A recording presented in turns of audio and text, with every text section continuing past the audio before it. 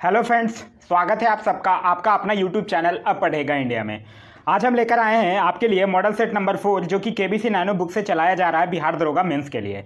इससे 1 से 3 तक के सेट्स जो हैं वो ऑलरेडी अपलोडेड हैं, अगर आप नहीं देखें तो जाके देख सकते हैं। साथ ही साथ इस वीडियो के अगर आपको पीडीएफ चाहिए तो आप दिए गए वीडियो के डिस्क्रिप्शन में दिए गए लिंक से जाके वहाँ से टेलीग्राम ग्रुप या व्हाट्सएप ग्रुप ज्वाइन कर लीजिए। वहाँ आपको सारे लेक्चर के सारे प्रैक्टिस सेट्स के आपको पीडीएफ अवेलेबल हो जाएंगे। तो आइए बढ़ते हैं अपने क्वेश्चंस की तरफ। आज का जो हमारा पहला क्वेश्चन है वो ये कह रहा है कि मानव शरीर का तापक्रम, जो मानव शरीर का जो तापक्रम होगा इसका सही ऑप्शन होगा ऑप्शन नंबर सी, ना ही जाड़ों में घटता है और ना ही गर्मियों में बढ़ता है। नेक्स्ट क्वेश्चन है हमारा question number second. Question number second कह रहा है कृत्रिम उपग्रह पृथ्वी की सुस्पष्टता से ट्रैक किया जा सकता है। तो ये किया जा सकता है डॉपलर प्रभाव द्वारा। तो ऑप्शन नंबर ए जो होगा वो हमारा सही आंसर होगा। कृत्रिम उपग्रह जो है वो पृथ्वी से डॉपलर ट्रैकिंग द्वारा ट्रैक किया जा सकता है। यह जो ट्रैकिंग है यह ट्रैकिंग ट्रांसमीटर और रिसीवर की सहायता से की जाती है।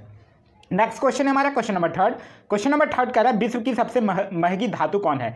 तो देखिए विश्व की सबसे महंगी धातु जो होगी वो होगी एंड्रोहेड्रल फुलरेन। ऑप्शन नंबर ए जो होगा वो हमारा सही आंसर होगा। देखिए अभी कुछ दिन पहले 2015 की बात है जब ऑक्सफोर्ड यूनिवर्सिटी के कुछ वैज्ञानिकों ने कार्बन परमाणुओं की मदद से एक नए पदार्थ की खोज की थी और उसे ही विश्व में सबसे ज़्यादा महंगा पदार्थ बनाया था और वो पदार्थ का नाम है एंड्रोहेड्रल फुलरेन। क्लियर है। लेकिन अगर हम बात फ्लोरीन की करते हैं तो फ्लोरीन जो है वो धातु नहीं है, यह एक कार्बन पदार्थ है। नेक्स्ट क्वेश्चन है हमारा क्वेश्चन नंबर 4। क्वेश्चन नंबर 4 कह रहा है प्रकाश वोल्टीय सेल होते हैं। प्रकाश वोल्टीय सेल्स जो होते हैं वो सौर सेल होते हैं। तो इस क्वेश्चन का जो सही आंसर होगा वो हो जाएगा ऑप्शन नंबर ए। और ये करता क्या है, ये सूर्य की प्रकाश ऊर्जा को प्रकाश वैद्युत प्रभाव के माध्यम से विद्युत ऊर्जा में परिवर्तित कर देते हैं। नेक्स्ट क्वेश्चन है हमारा क्वेश्चन नंबर 5। क्वेश्चन नंबर 5 कह रहा है सीएनजी है। सीएनजी का फुल फॉर्म होता है कंप्रेस्ड नेचुरल गैस, जिसको हम लोग बोलते हैं सपिंडित प्राकृतिक गैस। तो ऑप्शन नंबर ए होगा कंप्रेस नेचुरल गैस जो हमारा सही आंसर होगा। ये जो कंप्रेस नेचुरल गैस होता है ये प्राकृतिक रूप से पाए जाने वाला ज्वलनशील गैसों को अत्यधिक दाब के अंतर पर रखने से बने तरल पदार्थ को हम लोग कंप्रेस नेचुरल गैस कहते हैं। और इसके जो मुख्य अवयव हैं वो है मीथेन, इथेन और प्रोपेन। इसमें मीथेन की जो मात्रा होती है वो सबसे ज़्यादा होती है। नेक्स्ट क्वेश्चन है हमारा क्वेश्चन नंबर 5। क्वेश्चन नंबर 5 कह रहा है दूध का धवल रंग निम्नलिखित में से किसकी उपस्थिति के कारण होता है। तो दूध का जो धवल रंग होता है वो कैसीन नामक प्रोटीन की उपस्थिति के कारण होता है। तो इस क्वेश्चन का जो सही आंसर होगा वो हो जाएगा ऑप्शन नंबर डी। लेकिन इससे एक और क्वेश्चन पूछा जाता है कि दूध में पीला रंग किसके कारण होता है। तो दूध में जो पीला रंग होता है वो कैरोटीन के कारण होता है। नेक्स्ट क्वेश्चन हमारा क्वेश्चन नंबर 7। क्वेश्चन नंबर 7 कह रहा है गैल्वेनाइज्ड लोहे के पाइप पर परत होती है। अगर हम बात गैल्वेनाइज्ड लोहे के परत की बात करते हैं तो स्टील या लोहे पर जस्ते की एक परत चढ़ाई जाती है, उसी को हम लोग ग्लेवलाइजेशन कहते हैं। तो इस क्वेश्चन का जो सही आंसर होगा वो हो जाएगा ऑप्शन नंबर ए, जस्ते की एक परत होती है। और ये लोहे पर इसलिए लगाया जाता है ताकि उसे जंग से सुरक्षा प्रदान किया जाए। अगर हम बात और ऑप्शंस की करते हैं तो पारे से याद रखिएगा, पारा एकमात्र ऐसा धातु है जो साधारण ताप और दाब पर द्रव अवस्था में रहता है और इसका उपयोग अगर देखा जाए तो थर्मामीटर, बैरोमीटर ये सब इत्यादियों में किया जाता है। अगर हम लेड या शीशा की बात करते हैं तो इसे याद रखिएगा, लेड या शीशा का जो प्रयोग होता है वो इमारतें बनाने में, बंदूक की गोलियां बनाने में और वजन करने वाले उपकरण बनाने में किया जाता है। अगर हम बात क्रोमियम की करते हैं तो क्रोमियम से याद रखिएगा, क्रोमियम का जो उपयोग है वो स्टेनलेस स्टील बनाने में किया जाता है। नेक्स्ट क्वेश्चन हमारा क्वेश्चन नंबर 8। क्वेश्चन नंबर 8 कह रहा है पानी का बुलबुला किस कारण से चमकता है। तो पानी का बुलबुला जो चमकता है वो पूर्ण आंतरिक परिवर्तन के कारण चमकता है। तो ऑप्शन नंबर ए जो होगा वो हमारा सही आंसर होगा। देखिए होता क्या है कि जब भिन्न भिन्न माध्यमों में प्रकाश की जो चाल होती है वो भिन्न भिन्न होती है और यह माध्यम के अपवर्तनांक पर निर्भर करता है। जिस माध्यम का अपवर्तनांक जितना अधिक होगा उसमें प्रकाश की चाल उतनी ही कम होती है। नेक्स्ट क्वेश्चन हमारा क्वेश्चन नंबर 9। क्वेश्चन नंबर 9 कह रहा है कांच है। तो इस क्वेश्चन का जो सही आंसर होगा वो हो जाएगा ऑप्शन नंबर बी, अतिशीतित द्रव जो है उसी को हम लोग कांच बोलते हैं। कांच को अगर हम बात करते हैं तो कांच जो होता है वो सिलिका यानी SiO2 और सोडियम सिलिकेट यानी Na2SiO3 और कैल्शियम सिलिकेट का एक ठोस विलयन या मिश्रण होता है।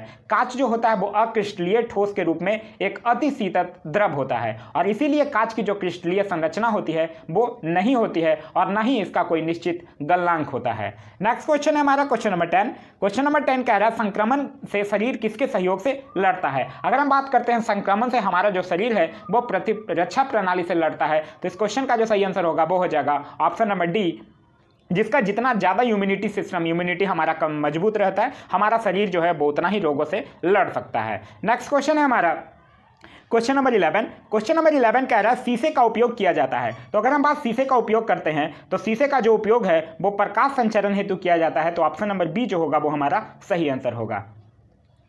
नेक्स्ट क्वेश्चन हमारा क्वेश्चन नंबर 12 कह रहा है प्रकाश रासायनिक प्रतिक्रिया जो है वो प्रकाश द्वारा ही प्रारंभ होती है। प्रकाश की कोई भी रासायनिक प्रक्रिया होती है वो या तो सूर्य के प्रकाश से या तो फिर कृत्रिम प्रकाश से ही प्रारंभ होती है। नेक्स्ट क्वेश्चन हमारा क्वेश्चन नंबर 13 कह रहा है नांगल किसके लिए जाना जाता है। देखिए नांगल की अगर बात करते हैं तो ये पंजाब में स्थित है और ये जाना जाता है यहाँ फर्टिलाइजर्स लिमिटेड जो नेशनल फर्टिलाइजर्स लिमिटेड है उसकी 6 इकाइयाँ हैं। देखिए अगर हम बात करते हैं नेशनल फर्टिलाइजर्स लिमिटेड की तो उसकी 6 इकाइयाँ हैं, उसमें से 2 नांगल में स्थित है और बाद बाकी जो 4 इकाइयाँ हैं वो भटिंडा, पानीपत, विजयपुर और विजयपुर विस्तार में स्थित है। अगर हम बात करते हैं नांगल की तो ये पंजाब में है और नेशनल फर्टिलाइजर्स लिमिटेड का एक पार्ट है और नेशनल फर्टिलाइजर्स लिमिटेड की जो स्थापना हुई थी वो 1979 में हुआ था और इसका जो हेडक्वार्टर है वो नोएडा में है। तो इस क्वेश्चन का जो सही आंसर होगा वो हो जाएगा ऑप्शन नंबर सी उर्वरक। नेक्स्ट क्वेश्चन हमारा क्वेश्चन नंबर 14 कह रहा है जल जिसमें कैल्शियम अथवा मैग्नीशियम के घुलनशील लवण होते हैं क्या कहलाता है। तो वो जल जिसमें कैल्शियम अथवा मैग्नीशियम के घुलनशील लवण होते हैं वो कठोर जल कहलाता है। तो ऑप्शन नंबर ए जो होगा वो हमारा सही आंसर होगा। अगर हम बात कठोर जल और सॉफ्ट जल की करते हैं तो जो जल साबुन के साथ आसानी से झाग दे देता है उसको हम लोग सॉफ्ट वाटर कहते हैं और जो जल साबुन के साथ कठिनाई से झाग देता है उसे हम लोग कठोर जल कहते हैं। नेक्स्ट क्वेश्चन हमारा क्वेश्चन नंबर 15 कह रहा है निम्न यंत्र से विद्युत धारा का मापन करते हैं। तो विद्युत धारा का जो हम लोग मापन करते हैं वो एमीटर से करते हैं। तो ऑप्शन नंबर डी जो होगा वो हमारा सही आंसर होगा। अगर हम बात वोल्ट मीटर की करते हैं तो वोल्ट मीटर से पोटेंशियल डिफरेंस मापा जाता है। एनीमोमीटर की अगर बात करते हैं तो विंड प्रेशर या विंड स्पीड जो होता है वो एनीमोमीटर से मापा जाता है। अगर हम बात एमीटर की करते हैं तो एमीटर से एक चीज याद रखिएगा, एक आदर्श एमीटर का जो प्रतिरोध होगा वो हमेशा शून्य होता है और एमीटर को जो होता है वो हमेशा विद्युत परिपथ के श्रेणी क्रम में लगाया जाता है। नेक्स्ट क्वेश्चन हमारा क्वेश्चन नंबर 16 कह रहा है फास्फोरस का कौन सा अयस्क नहीं है। तो अगर हम बात करते हैं फास्फोरस का कौन सा अयस्क नहीं है तो इस क्वेश्चन का जो सही आंसर होगा, देखिए फॉस्फेराइट फास्फोरस का अयस्क है, फ्लोरोपार्टाइट ये भी है और क्लोरोपार्टाइट ये भी है, ग्रेनाइट जो है वो नहीं है। तो इस क्वेश्चन का जो सही आंसर होगा वो हो जाएगा ऑप्शन नंबर डी। अगर हम बात फास्फोरस का करते हैं तो ये एक नाइट्रोजन का अनुरूप है और इसकी परमाणु संख्या 15 होती है और इसका परमाणु भार जो है वो 31 होता है और इसे हम लोग पी से डिनोट करते हैं। नेक्स्ट क्वेश्चन है हमारा क्वेश्चन नंबर 17 कह रहा है सूची 1 को सूची 2 से सुमेलित करने के लिए कह रहा है। एक साइड दक्षिण भारत के समुद्रगुप्त के समकालीन नरेश के नाम दिए हुए हैं और दूसरे साइड उनके राज्य दिया हुआ है। तो देखिए अगर हम बात यहाँ पे करते हैं धनंजय की तो धनंजय जो मैच करेगा वो मैच करेगा कुस्तुलपुर से। अगर हम बात नीलराज की करते हैं तो ये मैच करेगा अवमुक्त से। उग्रसेन की अगर बात करते हैं तो उग्रसेन मैच करेगा पालक्का से और विष्णु गोपा की बात करते हैं तो ये मैच करेगा कांची से। अगर हम बात यहीं पे समुद्रगुप्त की करते हैं तो समुद्रगुप्त से याद रखिएगा इसने आर्यावर्त के 9 शासकों और दक्षिणावर्त के 12 शासकों को पराजित किया था और इन्हीं विजयों के कारण इसको भारत का नेपोलियन कहा जाता है। चंद्रगुप्त प्रथम का ये उत्तराधिकारी बना था और इससे कविराज भी कहा जाता है और इसने अश्वमेधकर्ता की भी उपाधि धारण किया था। नेक्स्ट क्वेश्चन हमारा क्वेश्चन नंबर 18 कह रहा है जहांगीर ने मुख्यतः निम्नलिखित में से किस कला को संरक्षण दिया था। तो जहांगीर जो था वो मुख्यतः चित्रकला को संरक्षण दिया था और उसी के समय को मुगल चित्रकला का स्वर्ण युग भी कहा जाता है। तो इस क्वेश्चन का जो सही आंसर होगा वो हो जाएगा ऑप्शन नंबर ए चित्रकला। उसके समय में कुछ प्रमुख चित्रकार भी थे जिनके नाम आपको याद रखने हैं, जैसे उस्ताद मंसूर, अबुल हसन, फारूक बेग, मनोहर, बिशन दास, ये सब उसके दरबार के कुछ महत्वपूर्ण चित्रकारों के नाम हैं। अगर हम बात जहांगीर की करते हैं तो जहांगीर से याद रखिएगा जहांगीर से ये तो याद रखिएगा ही कि इसको मुगल चित्रकला का स्वर्णयुग कहा जाता है। अगर हम बात स्थापत्य कला की करते हैं तो स्थापत्य कला का स्वर्णयुग कहा जाता था शाहजहां के शासनकाल को। नेक्स्ट क्वेश्चन हमारा क्वेश्चन नंबर 19 कह रहा है भारतीय राष्ट्रीय कांग्रेस के पहले अध्यक्ष कौन थे। तो भारतीय राष्ट्रीय कांग्रेस के अगर पहले अध्यक्ष की बात करते हैं तो थे ब्रह्मेश चंद्र बनर्जी। तो इस क्वेश्चन का जो सही आंसर होगा वो हो जाएगा ऑप्शन नंबर सी। अगर हम बात भारतीय राष्ट्रीय कांग्रेस की करते हैं तो इसकी स्थापना 1885 में हुई थी और एक अवकाश प्राप्त अंग्रेज अधिकारी था, आईएएस अधिकारी, आईसीएस अधिकारी बोला जाता था। आईसीएस अधिकारी जो था एओ ह्यूम, इसके द्वारा 28 दिसंबर 1885 को किया गया था। इसका प्रथम अधिवेशन भी 28 दिसंबर 1885 को बंबई के ग्वालियर टैंक में स्थित गोकुलदास तेजपाल संस्कृत कॉलेज में हुआ था और प्रथम अधिवेशन के समाप्त होने के एक सप्ताह बाद ही कलकत्ता का एक समाचार पत्र था द इंडियन मिरर, उसी ने लिखा था कि बंबई में आयोजित प्रथम राष्ट्रीय कांग्रेस भारत में ब्रिटिश शासन के इतिहास में एक महत्वपूर्ण अध्याय जोड़ती है। नेक्स्ट क्वेश्चन है हमारा क्वेश्चन नंबर 20। क्वेश्चन नंबर 20 कह रहा है अबुल फजल द्वारा अकबरनामा पूरा किया गया था। तो अबुल फजल जो था वो अकबरनामा को पूरा करने में 7 वर्ष में लिखा था। तो इस क्वेश्चन का जो सही आंसर होगा वो हो जाएगा ऑप्शन नंबर ए 7 वर्षों में। यह पुस्तक जो था वो 3 जिल्दों में बटी थी और इसका आखिरी जिल्द जो था वही था आईने अकबरी, और आईने अकबरी जो था वो पुनः 5 भागों में बटा हुआ था।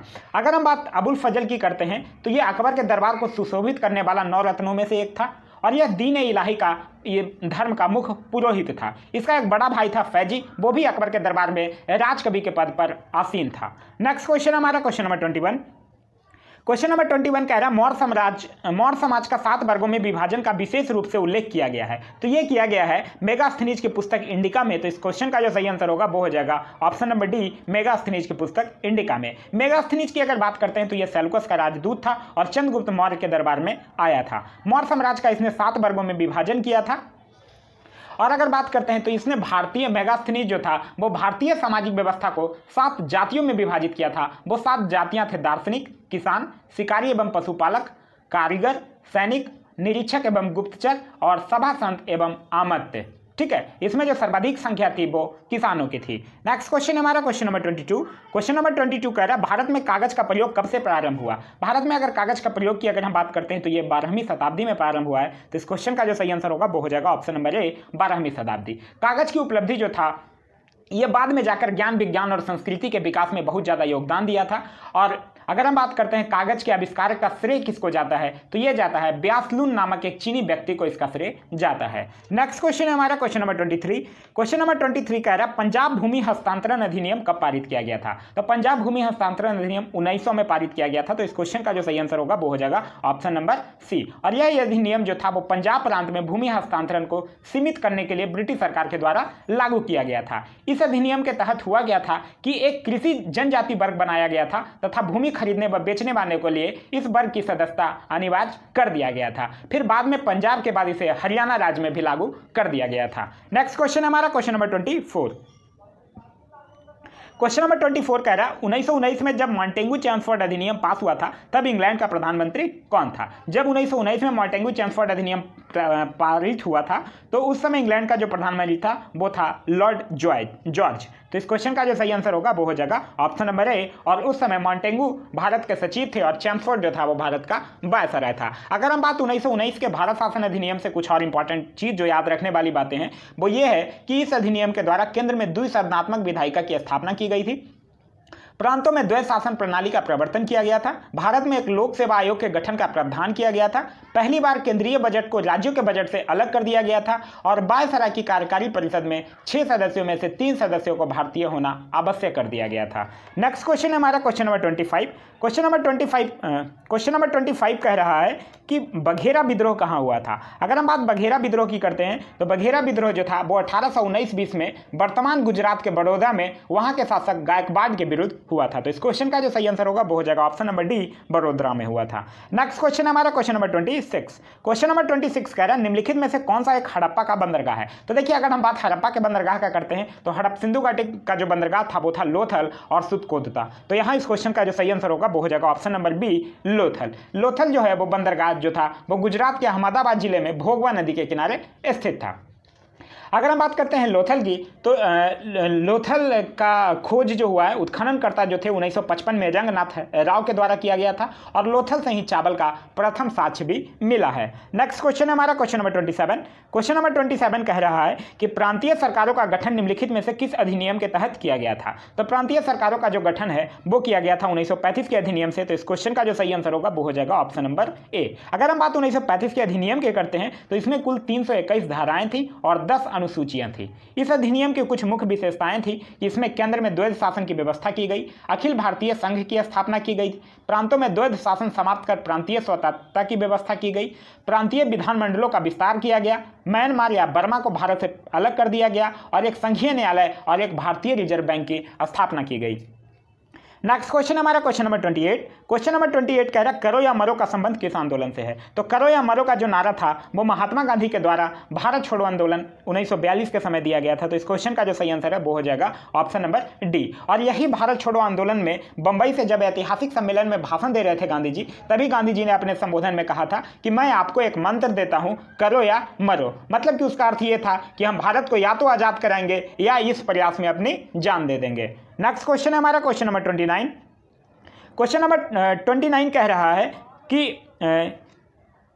इत्माद उद दौला का मकबरा आगरा में किसने बनवाया था। तो इत्माद उल दौला के मकबरा अगर हम की बात करते हैं तो ये नूरजहां बेगम ने बनवाया था। तो इस क्वेश्चन का जो सही आंसर होगा वो हो जाएगा ऑप्शन नंबर सी। और मुगल कालीन वास्तुकला के अंतर्गत निर्मित यह प्रथम ऐसी इमारत थी जो पूर्ण रूप से बेदाग संगमरमर से निर्मित था और सर्वप्रथम इसी इमारत में पितरा दूरा नामक जड़ाऊ काम किया गया था। तो यह भी याद रखिएगा। अगर हम बात जहांगीर की करते हैं तो जहांगीर के मकबरा का निर्माण भी नूरजहां ने करवाया था। नूरजहां की अगर बात करते हैं तो नूरजहां से एक और चीज याद रखिएगा, नूरजहां की मां का नाम था असमत बेगम और उन्होंने गुलाब से इत्र निकालने की विधि खोजी थी। अगर हम बात शाहजहां की करते हैं तो शाहजहां से याद रखिएगा, इसने अपनी बेगम मुमताज महल की याद में ताजमहल का निर्माण आगरा में करवाया, मयूर सिंहासन का निर्माण करवाया और दिल्ली का लाल किला का निर्माण करवाया, दीवाने आम, दिल्ली का जमा मस्जिद, आगरा का मोती मस्जिद, ये सब का निर्माण शाहजहां के द्वारा करवाया गया था। इसीलिए शाहजहां के शासनकाल को स्थापत्य कला का स्वर्ण युग भी कहा जाता है। अगर हम बात और ऑप्शन यानी अकबर की करते हैं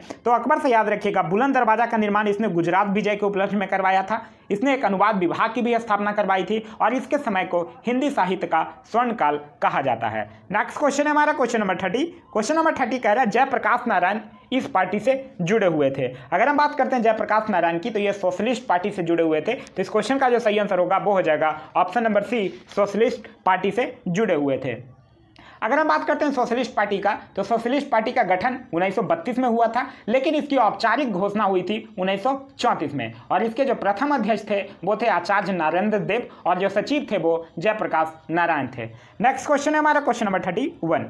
क्वेश्चन नंबर 31 कह रहा है 1857 के विद्रोह के बाद सरकार ने सिपाहियों को इन प्रांतों से चयन किया। देखिए इस क्वेश्चन का जो सही आंसर होगा वो हो जाएगा option number C, Gorkha, Sikh एवं पंजाबी उत्तर प्रांत से। देखिए हुआ क्या था 1857 के विद्रोह में, पहले ये जान लेते हैं 1857 का जो विद्रोह था वो 10 मई 1857 के दिन मेरठ की पैदल टुकड़ी से शुरुआत हुआ था। और हुआ क्या था कि बिहार, अवध और कुछ और स्थानों के व्यक्तियों जिन्होंने 1857 की क्रांति में भाग लिया था उसे गैर लड़ाकू घोषित कर दिया गया और सेना में उसकी संख्या कम कर दी गई। और जो सिख हो गए, गोरखा, पठानों जिन्होंने 1857 की क्रांति दबाने में अंग्रेजों की मदद की थी उनको लड़ाकू जातियां घोषित कर दी गई और उन्हें बड़ी संख्या में सेना में भर्ती किया गया। तो इस क्वेश्चन का जो सही आंसर होगा वो हो जाएगा option number C, Gorkha, Sikh एवं पंजाबी उत्तर प्रांत से।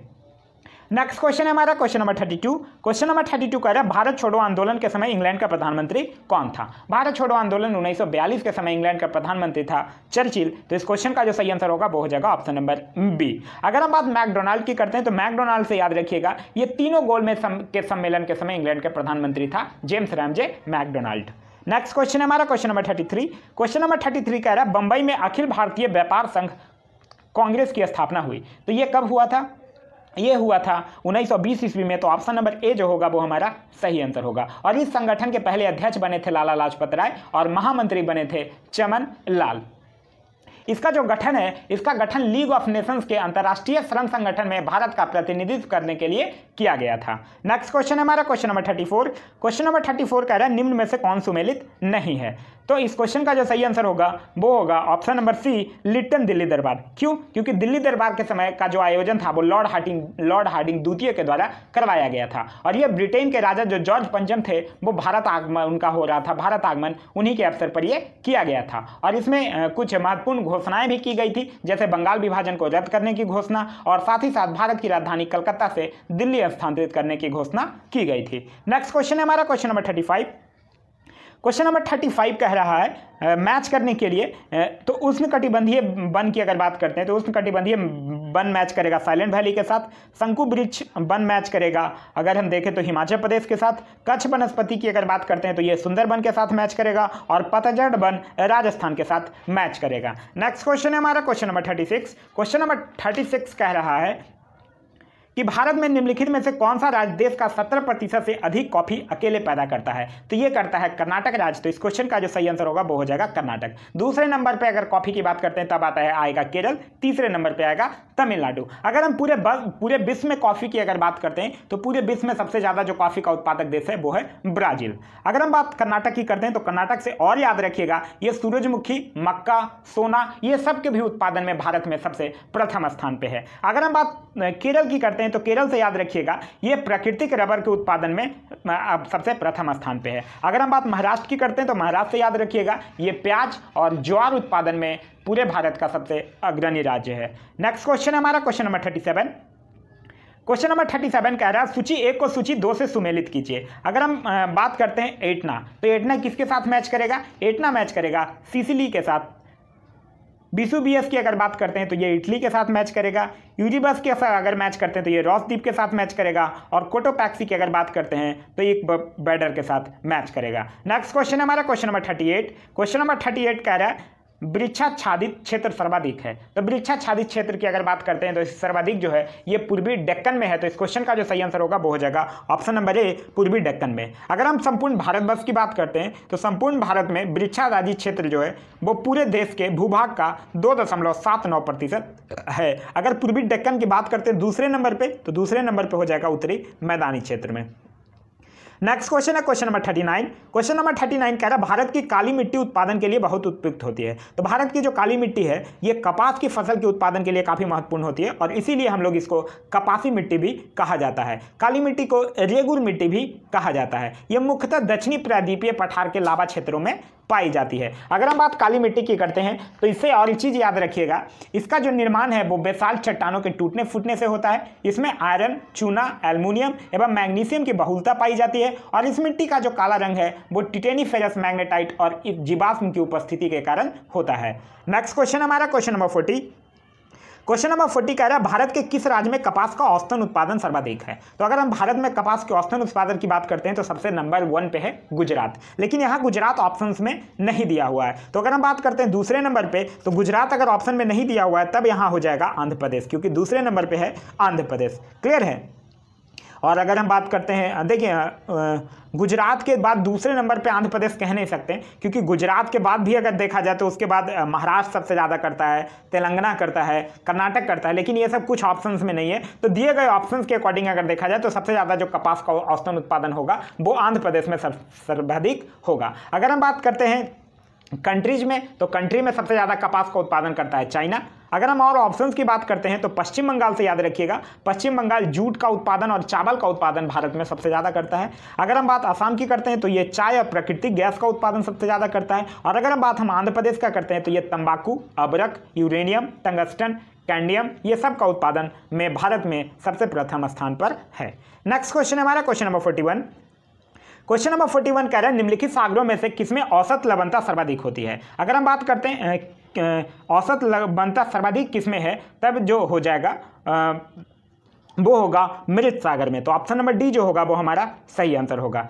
ठीक है? अगर हम बात करते हैं सागरीय जल की, तो सागरीय जल के भार एवं उसमें घुले हुए पदार्थ के भार के अनुपात को ही हम लोग लवणता कहते हैं। और महासागरों में जो औसत लवणता होती है वो 35% होती है। विश्व में सर्वाधिक जो लवणता है वो तुर्की का बान झील है जिसमें 330% लवणता है। और सागरों में यह मृत सागर में सबसे सर्वाधिक होती है। तो इस क्वेश्चन का जो सही आंसर होगा वो हो जाएगा option number D. Next question है क्वेश्चन नंबर 42। क्वेश्चन नंबर 42 कह रहा है सागरीय लवणता का मुख्य स्रोत क्या है? तो सागरीय लवणता का जो मुख्य स्रोत है वो है नदियां। तो ऑप्शन नंबर ए जो है वो हमारा सही आंसर है। नेक्स्ट क्वेश्चन है क्वेश्चन नंबर 43। क्वेश्चन नंबर 43 कह रहा है सूची 1 में वन प्रकारों को दिया गया है और सूची 2 में वन प्रदेशों को दिया गया है, तो इसको मिलान करने के लिए कह रहा है। तो देखिए अगर हम बात उष्णकटिबंधीय सदाबहार की करते हैं तो ये मैच करेगा शिलोंग पठार और सह्याद्री के साथ।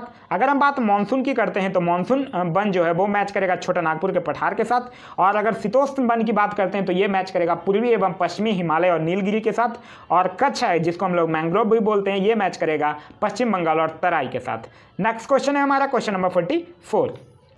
क्वेश्चन नंबर 44 कह रहा है कि महाराष्ट्र एवं कर्नाटक में पश्चिमी घाट कहलाते हैं। तो महाराष्ट्र एवं कर्नाटक में जो पश्चिमी घाट है वो कहलाता है सह्याद्री। तो इस क्वेश्चन का जो सही आंसर होगा वो हो जाएगा ऑप्शन नंबर बी। और इसकी जो सर्वोच्च चोटी है वो है अनायमुदी। नेक्स्ट क्वेश्चन है क्वेश्चन नंबर 45। क्वेश्चन नंबर 45 कह रहा है खेती के अंतर्गत क्षेत्र के अनुसार भारत में सबसे महत्वपूर्ण खाद्य फसल कौन सी है। तो खेती के अंतर्गत अगर हम लोग क्षेत्र के अनुसार करते हैं तो भारत का जो महत्वपूर्ण फसल है वो है चावल। तो इस क्वेश्चन का जो सही आंसर होगा वो हो जाएगा ऑप्शन नंबर डी। चावल सबसे ज़्यादा होता है पश्चिम बंगाल में, और कंट्रीज में देखा जाए तो सबसे ज़्यादा होता है चाइना में। अगर हम बात गेहूँ की करते हैं तो गेहूँ सबसे ज़्यादा चाइना में, भारत में सबसे ज़्यादा यूपी में। मक्का की अगर बात करते हैं तो सबसे ज़्यादा अमेरिका में, भारत में सबसे ज़्यादा कर्नाटक में। जौ की अगर बात करते हैं तो सबसे ज़्यादा अमेरिका में, और भारत में सबसे ज़्यादा महाराष्ट्र में। नेक्स्ट क्वेश्चन है क्वेश्चन नंबर 46। क्वेश्चन नंबर 46 कह रहा है दामोदर घाटी निगम की स्थापना हुई थी। तो दामोदर घाटी निगम की जो स्थापना हुई थी ये 1948 में दामोदर नदी पर हुआ था। तो इस क्वेश्चन का जो सही आंसर है वो हो जाएगा ऑप्शन नंबर बी 1948। दामोदर नदी पर हुआ था। दामोदर नदी की अगर बात करते हैं तो ये छोटा नागपुर की पठारियों से निकलकर पश्चिम बंगाल में हुगली नदी से मिल जाती है। दामोदर घाटी निगम जो है वो भारत की प्रथम बहुउद्देशीय परियोजना भी है। नेक्स्ट क्वेश्चन है हमारा क्वेश्चन नंबर 47। क्वेश्चन नंबर 47 कह रहा है केसर का मुख्य उत्पादक राज्य कौन सा है। तो केसर का जो मुख्य उत्पादक राज्य है वो है जम्मू कश्मीर। तो ऑप्शन नंबर सी जो होगा वो हमारा सही आंसर होगा। और कश्मीर की जो केसर है वो सर्वोत्तम मानी भी गई है। कश्मीर की किस्म जो है वो सर्वोत्तम किस्म की केसर है। केसर को उगाने के लिए समुद्र तल से लगभग 2000 मीटर ऊंचे पहाड़ी क्षेत्र एवं शीतोष्ण सूखी जलवायु की आवश्यकता होती है। इस पौधे के लिए मतलब केसर के पौधे के लिए जो दोमट मिट्टी है वो सबसे उपयुक्त मिट्टी मानी जाती है। अंग्रेजी में इसे सैफ्रॉन कहा जाता है। नेक्स्ट क्वेश्चन है हमारा क्वेश्चन नंबर 48।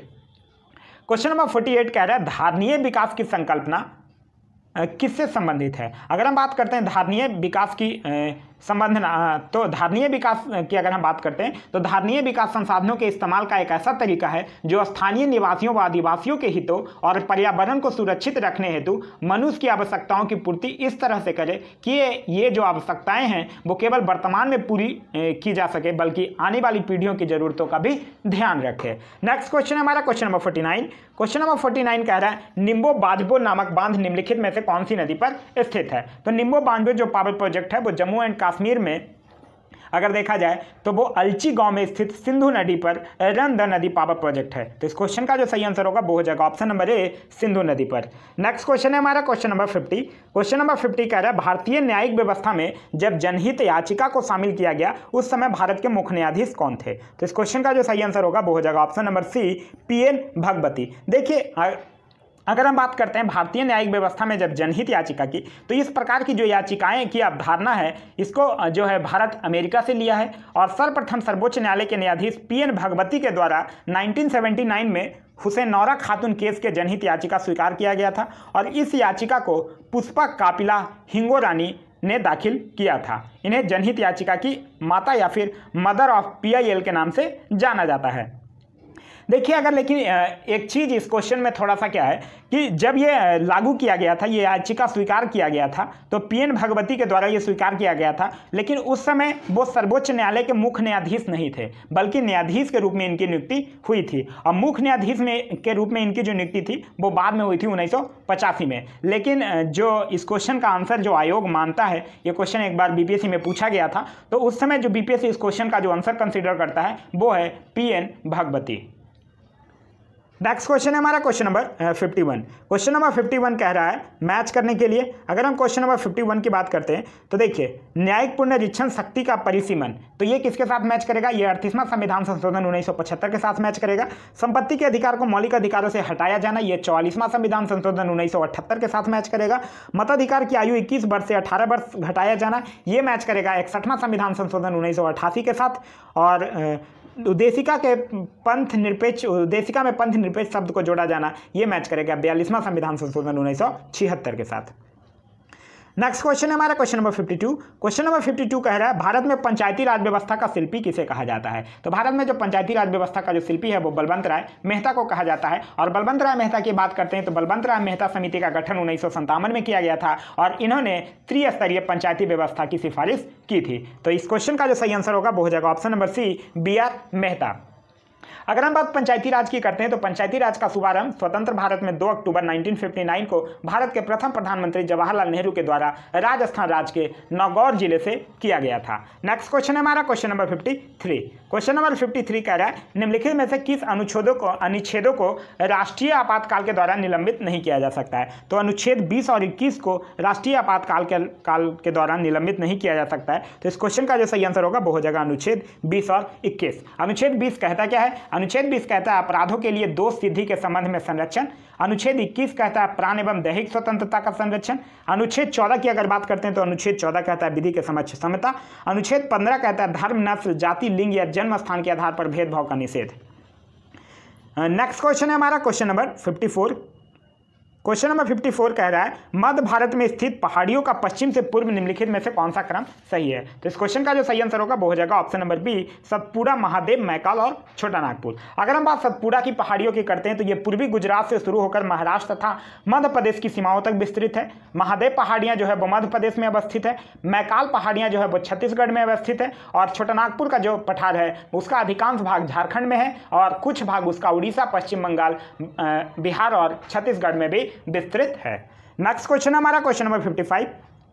क्वेश्चन नंबर 55 कह रहा है निम्नलिखित में से किस राज्य में पंचायती राज का शुभारंभ सबसे पहले हुआ है। तो यह भी हम लोगों ने देखा सबसे पहले जो शुभारंभ हुआ है वो राजस्थान के नागौर जिलों में प्रधानमंत्री जवाहरलाल नेहरू के द्वारा किया गया था। तो इस क्वेश्चन का जो सही आंसर होगा वो हो जाएगा ऑप्शन नंबर सी। और कब किया गया था? 2 अक्टूबर 1959 को। नेक्स्ट क्वेश्चन है क्वेश्चन नंबर 56। क्वेश्चन नंबर 56 कह रहा है निम्नलिखित में से कौन सा मूल अधिकार विदेशी नागरिकों को प्राप्त नहीं है। तो जो विदेशी नागरिकों को प्राप्त नहीं है वो है ऑप्शन नंबर बी, अभिव्यक्ति स्वतंत्रता का अधिकार। देखिए अनुच्छेद 19 की बात करते हैं तो अनुच्छेद 19 में हमारे मूल संविधान में 7 तरह की स्वतंत्रता थी, लेकिन एक उसमें संपत्ति के अधिकार को हटा के दिया गया था 44वां संविधान संशोधन 1978 के द्वारा। तो अभी फिलहाल 6 तरह की स्वतंत्रता है। 19 के ए में है बोलने की स्वतंत्रता। 19 बी शांतिपूर्वक बिना हथियारों को एकत्रित होने और सभा करने की स्वतंत्रता। 19 का सी कहता है संघ बनाने की स्वतंत्रता। 19 का डी कहता है देश के किसी भी क्षेत्र में आवागमन की स्वतंत्रता। 19 का ई कहता है देश के किसी भी क्षेत्र में निवास करने की स्वतंत्रता। और 19 का जी कहता है कोई भी व्यापार एवं जीविका चलाने की स्वतंत्रता। नेक्स्ट क्वेश्चन है हमारा क्वेश्चन नंबर 57। क्वेश्चन नंबर 57 कह रहा है भारतीय संविधान के अनुच्छेद 352 के अनुसार राष्ट्रीय आपात की घोषणा निम्नलिखित में से किन परिस्थितियों में की जा सकती है। तो अनुच्छेद 352 की जो घोषणा है वो युद्ध, बाह्य आक्रमण अथवा सशस्त्र विद्रोह के समय किया जा सकता है। तो ऑप्शन नंबर डी जो होगा वो हमारा सही आंसर होगा। अगर हम बात आपातकाल की करते हैं तो अनुच्छेद 352, अनुच्छेद 356, अनुच्छेद 360। 352 राष्ट्रीय आपातकाल, 356 राष्ट्रपति शासन और 360 वित्तीय आपातकाल। नेक्स्ट क्वेश्चन है क्वेश्चन नंबर 58। क्वेश्चन नंबर 58 कह रहा है क्षेत्रीय परिषदों का सृजन हुआ है। तो क्षेत्रीय परिषदों का जो सृजन हुआ है वो हुआ है संविधान के द्वारा। तो इस क्वेश्चन का जो सही आंसर होगा वो हो जाएगा option number A. Next question है क्वेश्चन नंबर 59। क्वेश्चन नंबर 59 कह रहा है आज़ादी के बाद भारत भाषा के आधार पर भारत के राज्यों का पुनर्गठन किस वर्ष हुआ है। तो भारत के राज्यों का जो पुनर्गठन हुआ है वो हुआ है 1956 में। तो ऑप्शन नंबर सी जो है वो हमारा सही आंसर होगा। देखिए राज्य पुनर्गठन अधिनियम जो था वो जुलाई 1956 ईस्वी में पारित किया गया था और इसके अनुसार भारत में भाषा के आधार पर 14 राज्य तथा 5 संघ राज्यों का गठन किया गया था। साथ ही साथ याद रखिएगा राज्य पुनर्गठन आयोग 1953 में गठित हुआ था और 1 अक्टूबर 1953 को आंध्र प्रदेश का गठन हुआ था और यह राज्य स्वतंत्र भारत में भाषा के आधार पर गठित होने वाला पहला राज्य था। नेक्स्ट क्वेश्चन है क्वेश्चन नंबर 60। क्वेश्चन नंबर 60 कह रहा है भारत सरकार का कौन सा अधिकारी सदस्य न होते हुए भी भारतीय संसद की कार्यवाही में भाग लेने का अधिकार रखता है। तो ये कौन रखता है? ये रखता है अटॉर्नी जनरल। तो ऑप्शन नंबर बी जो होगा वो हमारा सही आंसर होगा, जिसको कि हम लोग क्या बोलते हैं महान्यायवादी। महान्यायवादी जो है उसका है अनुच्छेद 76 में कि भारत के में एक महान्यायवादी होगा, लेकिन अनुच्छेद 88 के अनुसार भारत का महान्यायवादी जो है वो ना तो सांसद का सदस्य होता है और ना ही मंत्रिमंडल का सदस्य होता है, लेकिन फिर भी वह किसी भी सदन में अथवा उनकी किसी भी समितियों में बोल सकता है, लेकिन याद रखिए उसे मत देने का अधिकार नहीं होता है। नेक्स्ट क्वेश्चन हमारा क्वेश्चन नंबर 61। क्वेश्चन नंबर 61 कह रहा है भारत के संविधान में मौलिक कर्तव्य किस संविधान संशोधन के द्वारा जोड़ा गया था। तो मौलिक कर्तव्य की अगर बात करते हैं तो ये 42वां संविधान संशोधन 1976 के द्वारा जोड़ा गया। तो ऑप्शन नंबर बी जो होगा वो हमारा सही आंसर होगा और किसके अनुशंसा पे? सरदार स्वर्ण सिंह समिति की अनुशंसा पे जोड़ा गया था। और इसे अगर देखा जाए तो कहाँ अनुच्छेद 51 के क में शामिल किया गया है जो कि भाग 4 का क में है। और अभी मूल कर्तव्यों की संख्या 11, उस समय जोड़ा गया था 10, लेकिन एक जो 11वां संविधान संशोधन 11वां जो था वो 86वां संविधान संशोधन 2001 के द्वारा जोड़ा गया था और इसे लिया गया है कहाँ से? रसिया के संविधान से लिया गया है। नेक्स्ट क्वेश्चन है क्वेश्चन नंबर 62, भारत का राष्ट्रपति किसके द्वारा हटाया जा सकता है? तो भारत का राष्ट्रपति हटाया जा सकता है संसद के द्वारा, तो ऑप्शन नंबर बी जो होगा वो हमारा सही आंसर होगा। और अनुच्छेद 61 में राष्ट्रपति को पद के हटाने के लिए महाभियोग का प्रावधान है, लेकिन महाभियोग जो है वो एक न्यायिक प्रक्रिया है जो संविधान के अतिक्रमण के आधार पर संसद के किसी भी सदन में शुरू किया जा सकता है, लेकिन उससे शुरू करने से पहले राष्ट्रपति को 14 दिन पहले लिखित सूचना दी जाएगी, जिसपे कि जिस सदन में शुरू किया जाएगा उस सदन के 1/4 सदस्यों का हस्ताक्षर होना चाहिए और फिर उसके बाद 2/3 सदस्यों के द्वारा दोनों सदनों से अगर पारित हो जाता है तो फिर महाभियोग पारित हो जाएगा। नेक्स्ट क्वेश्चन है हमारा क्वेश्चन नंबर 63। क्वेश्चन नंबर 63 कह रहा है 42वां संविधान संशोधन के 10 आधार आदेशों को किस नाम से जाना जाता है? तो 42वां संविधान संशोधन के 10 आधार आदेशों को जाना जाता है मौलिक कर्तव्य के नाम से। तो इस क्वेश्चन का जो सही आंसर होगा वो हो जाएगा ऑप्शन नंबर बी। और फिर 11वां मौलिक कर्तव्य जो था वो 86वां संविधान संशोधन के द्वारा जोड़ा गया था। यह 42वां संविधान संशोधन के द्वारा सरदार स्वर्ण सिंह समिति के अनुशंसा पर अनुच्छेद 51A में भाग 4 क के अंतर्गत रखा गया है। नेक्स्ट क्वेश्चन है हमारा क्वेश्चन नंबर 64। क्वेश्चन नंबर 64 कह रहा है लोकसभा में अंगल भारतीय समुदाय को मनोनीत करने की शक्ति किसके पास है? तो यह शक्ति जो है वो राष्ट्रपति के पास है। तो इस क्वेश्चन का जो सही आंसर होगा वो हो जाएगा ऑप्शन नंबर बी, भारत के राष्ट्रपति। और अनुच्छेद 331 के तहत एंग्लो इंडियन के लिए लोकसभा में मनोनयन है और अनुच्छेद 333 के तहत एंग्लो इंडियन के लिए विधानसभा में मनोनयन है। नेक्स्ट क्वेश्चन है हमारा क्वेश्चन नंबर 65। क्वेश्चन नंबर 65 कह रहा है भारत में संघीय वित्त आयोग संबंध रखता है। तो भारत में जो संघीय वित्त आयोग है वो रखता है राज्यों एवं केंद्र के बीच वित्त के बंटवारे से, जो कि संविधान के अनुच्छेद 280 के अनुसार एक वित्त आयोग होगा जो केंद्र और राज्य के बीच वित्त का बंटवारा करेगा। तो इस क्वेश्चन का जो सही आंसर होगा वो हो जाएगा option number B. Next question है क्वेश्चन नंबर 66। क्वेश्चन नंबर 66 कह रहा है यदि भारत के राष्ट्रपति का पद खाली हो और उपराष्ट्रपति तथा भारत के मुख्य न्यायाधीश भी उपलब्ध नहीं हो तो भारत का राष्ट्रपति किसे नियुक्त किया जाएगा? देखिए एक है राष्ट्रपति उत्तराधिकार अधिनियम 1969 और इस अधिनियम में यही कहा गया है कि अगर दुर्भाग्यवश अगर भारत के राष्ट्रपति और उपराष्ट्रपति और भारत के मुख्य न्यायाधीश भी उपलब्ध नहीं है तो जो सुप्रीम कोर्ट का जो वरिष्ठ न्यायाधीश होगा वो भारत के राष्ट्रपति के रूप में कार्य करेगा। तो इस क्वेश्चन का जो सही आंसर होगा वो हो जाएगा option number C. Next question है क्वेश्चन नंबर 67। क्वेश्चन नंबर 67 कह रहा है कि भारत के संविधान की उद्देशिका के बारे में निम्नलिखित में से कौन सा है? तो अगर हम भारत के उद्देशिका के बारे में कहते हैं तो उद्देशिका स्वयं न्यायालय में परिवर्तनीय नहीं है, बिल्कुल सही है। उद्देशिका उन उद्देश्यों को बताती है जिन्हें संविधान स्थापित करता है और आगे बढ़ाना चाहता है, बिल्कुल सही है। उद्देशिका उस स्रोत को इंगित करती है जहां से संविधान अपना अधिकार प्राप्त करता है, तो ये सही है। ये तीनों बातें उद्देशिका या प्रस्तावनाओं के बारे में सही कहा गया है। तो इस क्वेश्चन का जो सही आंसर होगा वो हो जाएगा ऑप्शन नंबर ए 1, 2 और 3। उद्देशिका या प्रस्तावना की अगर बात करते हैं तो इसे ही भारतीय संविधान का या संविधान का कुंजी कहा जाता है। नेक्स्ट क्वेश्चन है हमारा क्वेश्चन नंबर 68। क्वेश्चन नंबर 68 कह रहा है बुल कैपिटलिस्ट यानी बैल पूंजीपति किसे कहा जाता है? तो देखिए बैल पूंजीपति उसको कहा जाता है, सिंपल से अगर लैंग्वेज में इसको समझिएगा तो बैल पूंजीपति उसको कहा जाता है, मतलब वैसे किसान को कहा जाता है जिसके पास कम से कम इतना संसाधन है कि वो अपने पास 2 जोड़ी बैल खरीद के रख सकता है और कृषि में निवेश के लिए वो आत्मनिर्भर होता है, तो उसी को कहा जाता है। तो इस क्वेश्चन का जो सही आंसर होगा वो हो जाएगा ऑप्शन नंबर सी, उन किसानों को जिनके पास कुछ साधन तो है परंतु धनागार नहीं है, मतलब कुछ साधन है कि वो अपने काम चला सकता है, इसी को कहा जाता है।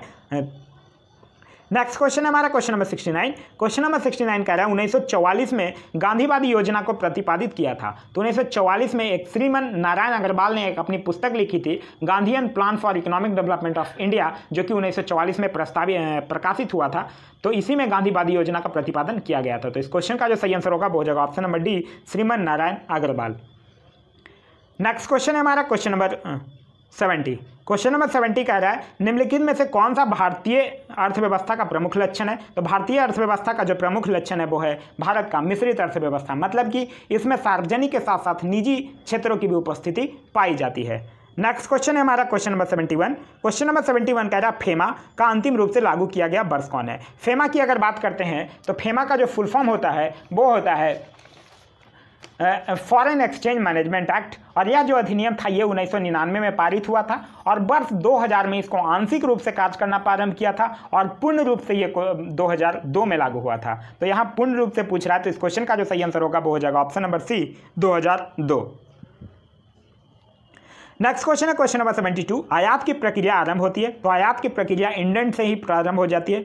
इंडेंट जो होता है वो इंडेंट के माध्यम से ही निर्यातक को आपूर्ति हेतु ऑर्डर दिया जाता है। तो ये जो आयात की प्रक्रिया है वो इंडेंट के माध्यम से ही स्टार्ट हो जाती है। नेक्स्ट क्वेश्चन है क्वेश्चन नंबर 73। क्वेश्चन नंबर 73 कह रहा है एक्चुरीज शब्द संबंधित है, तो ये जनरली बीमा से संबंधित है। तो इस क्वेश्चन का जो सही आंसर होगा वो हो जाएगा ऑप्शन नंबर बी। बीमा पॉलिसियों के तहत कवर किए जाने वाले जोखिमों का निर्धारण और इनके लिए बीमा प्रीमियम का आकलन जो है वो एक्चुरीज के द्वारा किया जाता है। नेक्स्ट क्वेश्चन हमारा क्वेश्चन नंबर 74।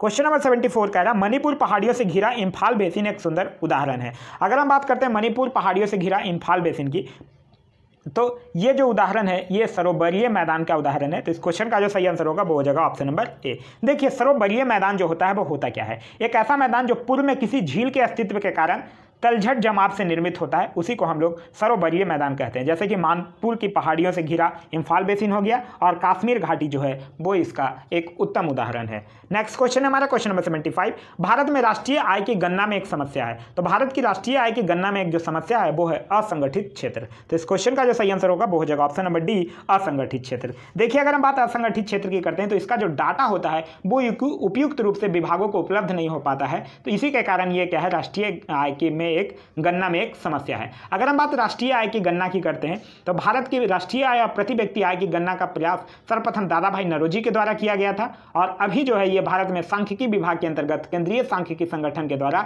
ये किया जाता है। किसी भी देश का जो सर्वश्रेष्ठ सूचक होता है उसके आर्थिक विकास का, वो यही प्रति व्यक्ति आय ही या राष्ट्रीय आय होता है। नेक्स्ट क्वेश्चन हमारा क्वेश्चन नंबर 66।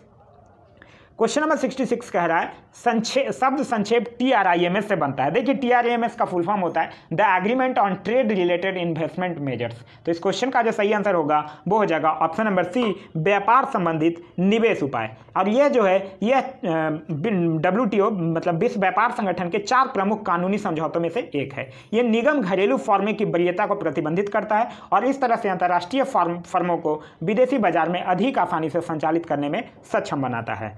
नेक्स्ट क्वेश्चन है क्वेश्चन नंबर 77। क्वेश्चन नंबर 77 कह रहा है निम्नलिखित में से कौन सा उपागम प्रोफेसर अमर सेन से संबंधित है, तो यह संबंधित है सक्षमता उपागम। तो इस क्वेश्चन का जो सही आंसर होगा वो हो जाएगा ऑप्शन नंबर बी। देखिए अगर हम बात करते हैं सक्षमता दृष्टिकोण या उपागम की, तो यह एक आर्थिक सिद्धांत है जिसको 1980 के दशक में प्रोफेसर अमर सेन और एक नाम और याद रखिएगा मार्था नुसबाम के द्वारा कल्याण अर्थशास्त्र के वैकल्पिक दृष्टिकोण के रूप में रखा गया था। क्षमता दृष्टिकोण का मुख्य मतलब यही होता है कि व्यक्ति क्या करने में सक्षम है। तो ये था हमारा आज का वीडियो।